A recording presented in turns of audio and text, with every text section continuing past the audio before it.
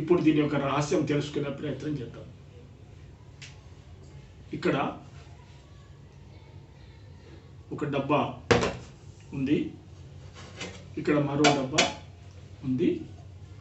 ఇక్కడ ఒక డబ్బా కాదు, ఇందులో రెండో డబ్బా కూడా ఇందులో ఉన్నది. ఇది మూడో డబ్బా. ఈ 3 డబ్బాలతోనే ఈ మ్యాజిక్ జరిగింది. అయితే ఈ డబ్బాకి ఇక్కడ ఒక రంధ్రం మనము చేసి పెట్టుకోవాలి.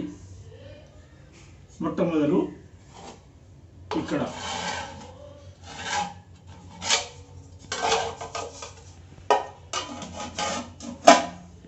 ఇలా వేసి పెట్టుకోవాలి. వేసి పెట్టుకొని ఈ రంధ్రం గుండా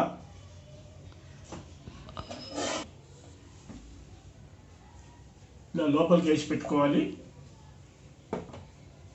తర్వాత ఈ డబ్బాలో ఈ రుమాళ్ళు వేయాలి.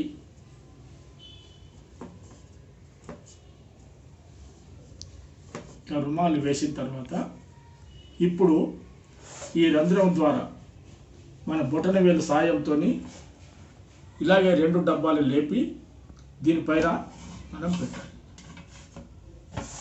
పెట్టి ఇప్పుడు మనం మళ్ళీ లేపేటప్పుడు ఈ విధంగా